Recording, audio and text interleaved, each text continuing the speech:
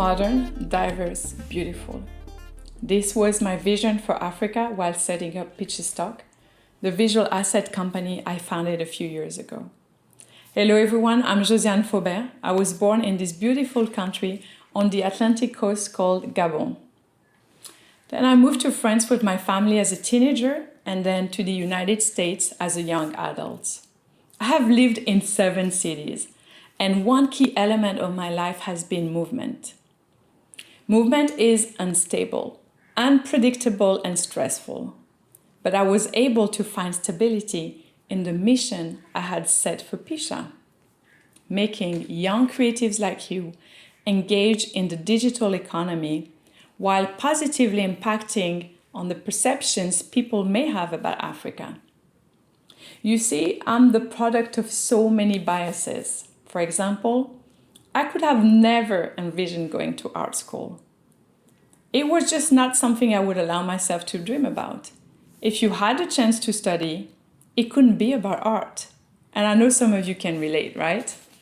So I ended up studying economics, but started to embrace fine art painting as a hobby while at university.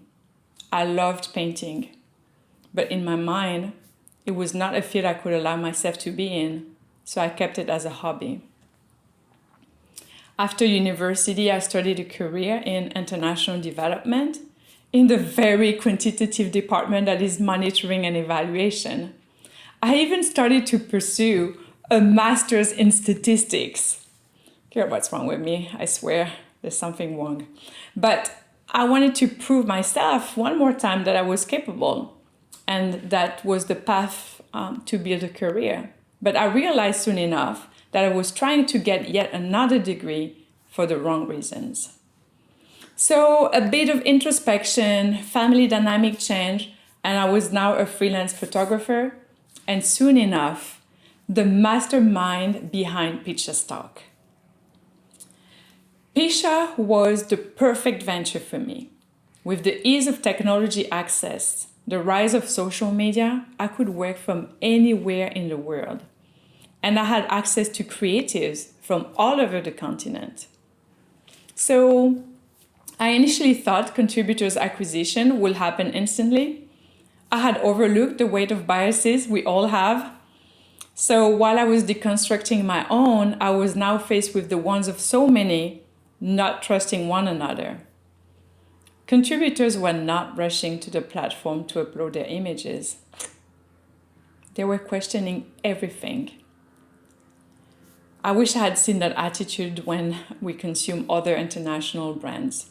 But this really felt like the end of the world because you see, Pisha is a marketplace that relies on great imagery from contributors who get a 50% commission on every sale. But my mission was too big to give up. And what felt like a crushing defeat quickly translated into resilience driven by my overall mission. Today, our contributors and users share the same purpose: positive and relevant imagery depicting Afrocentric communities from Cape Town to Dar es Salaam, Nairobi, Lagos, Paris, Atlanta, and even Rio de Janeiro. Image buyers on Pisha value our authenticity as well as our unique and diverse perspective. But overall, people love that we are not only licensing images, but that we are standing for what we believe. This is why last year we launched the Visual Activist campaign to make a visual statement on better representation of Black people in the media. This is why we launched the Afrofemme collection to show the diversity of the Afro women. This is why during COVID last year, when the world stopped, we launched a free collection of images that communicators could use to inform people about health measures. You see, legacies are not just for the kinds of Nelson Mandela or Martin Luther King. We can all set a path for it. And as someone who is part of the creative industry, you can use your craft to draft stories of your communities. But wait a minute. Don't just replicate what someone is already doing. How can you stand up on your own with the assets that are around you?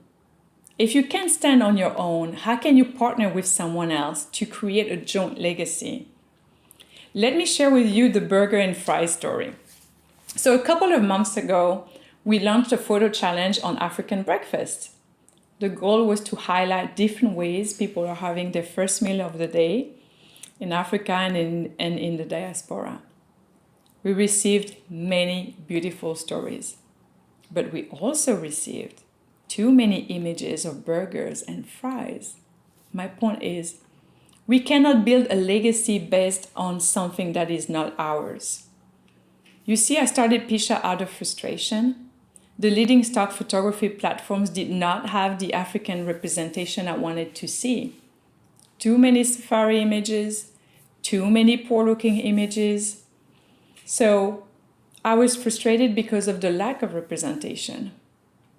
At the same time, beautiful social media campaigns were popping up trying to promote Africa with beautiful hashtags like Everyday Africa, the Africa they don't want you to see.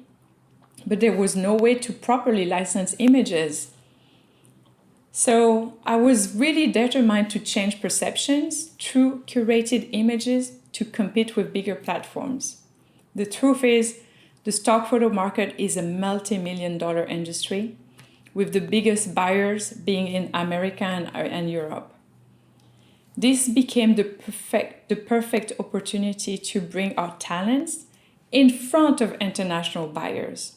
Young Africans living in Africa and who are part of the African diaspora could now participate in this digital economy. It is important for African creatives to own the narrative and be in charge of how the world visualizes us, our continent, and our essence. But take my words for it when I say it's not easy.